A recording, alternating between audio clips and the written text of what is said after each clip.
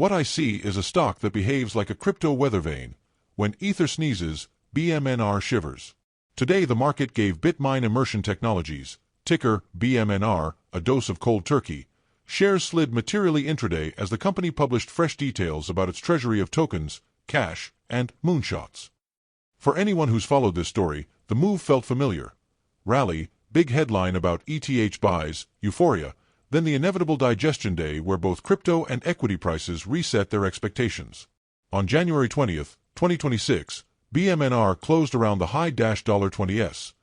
Intraday the stock traded roughly between $28.30 and $29.36 and closed near $28.58. Trading was heavy, on the order of tens of millions of shares changing hands that day, roughly 30 to 40 million by exchange prints. That's a wall of activity compared with most small caps. Why the wobble? Bitmine released an updated breakdown of its crypto and cash holdings and reiterated a strategy to keep buying ETH while building out related businesses. The company reported combined crypto, cash, and moonshots holdings in the multi-billions.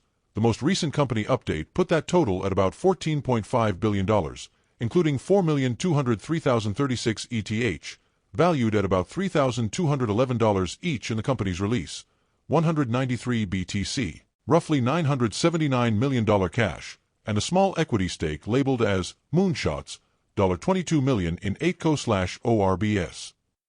The company also said it added 35,268 ETH over the prior week. Those are big, headline-grabbing numbers. Why the market cares? Bmnr is, in many ways, a proxy for Ether. What I have observed is this: Bitmine stock doesn't just reflect Tom Lee's strategic choices, it reflects investor sentiment about Ethereum itself. When ETH rallies, Bmnr often runs because the company's balance sheet is essentially a crypto fund wrapped in a public equity ticker. When ETH retreats, Bmnr can drop in sympathy, sometimes more violently than the ETH move because equities are levered to sentiment and liquidity swings. Put plainly, Bmnr behaves like a public, very concentrated ETF that's heavy on Ether and funded by equity and cash. Imagine you own a lemonade stand that secretly holds a warehouse of bottled artisanal lemon cordial whose price swings with fruit futures. The stand's daily revenue isn't as important as the market's view of the cordial's price.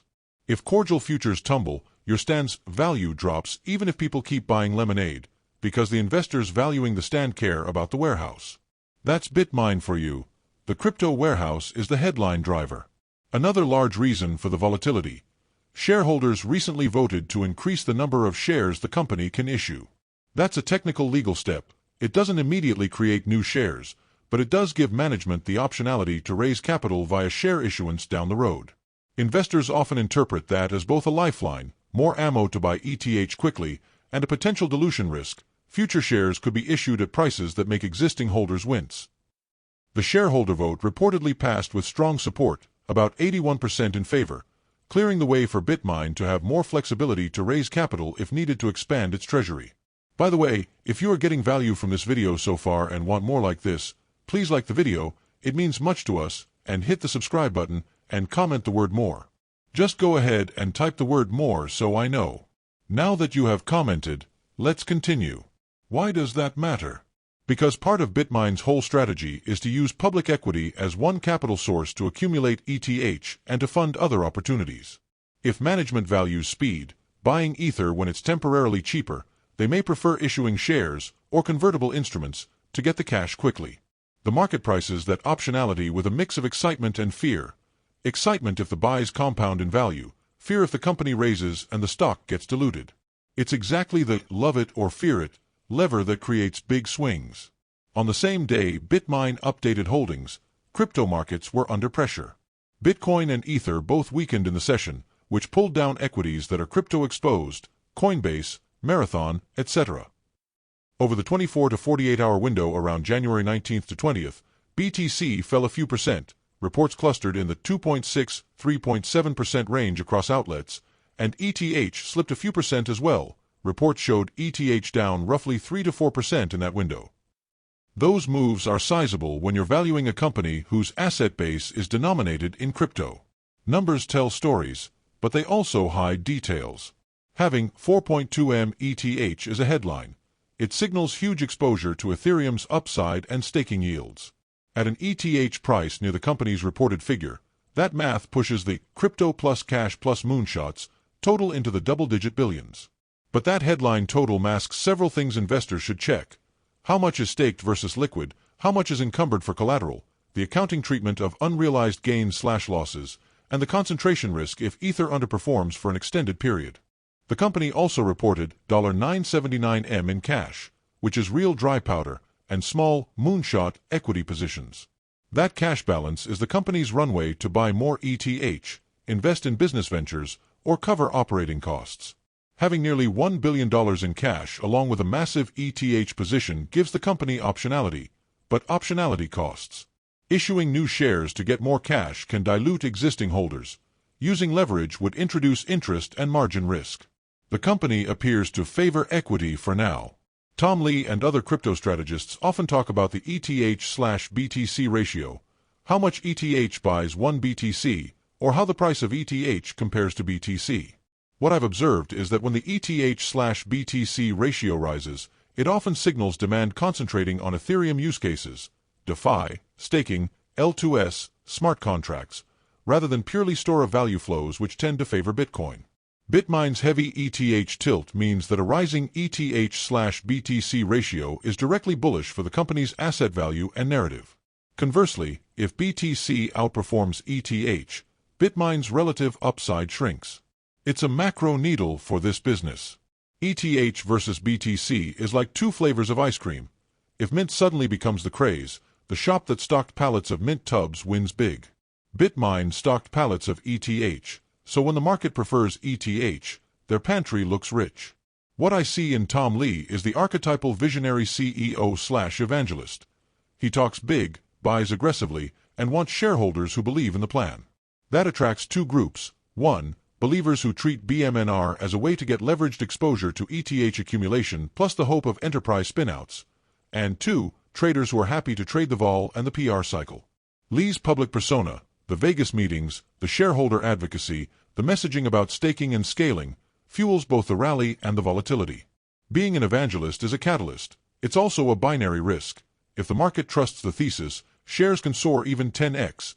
If it doubts the motive or execution, shares can tumble. The dilution trade explained how the share limit increase actually works. Two things to be clear on. Increasing authorized shares equals legal permission to issue more shares. It doesn't mean new shares are issued that day. Think of it like the board getting a blank check. They now can write checks, they haven't written them yet. Why management wants it? If ETH dips and they want to buy quickly, they may prefer to raise equity at a good price and buy ETH. The alternative is to wait and potentially miss a buying window or use debt, which has interest costs and covenants. For a company whose core asset is a volatile cryptocurrency, flexibility is a feature, but it's also the reason the stock sometimes sells off on the news. Investors fear dilution. You ask your rich friend for permission to take a loan on their house if you ever need to expand. That permission is comforting for your business plan, but your current investors worry that you might actually borrow and tie up equity in the future. Note this as well. Daniel 7 verses 25-27 tells us, "And he shall speak great words against the Most High, and shall wear out the saints of the Most High, and think to change times and laws.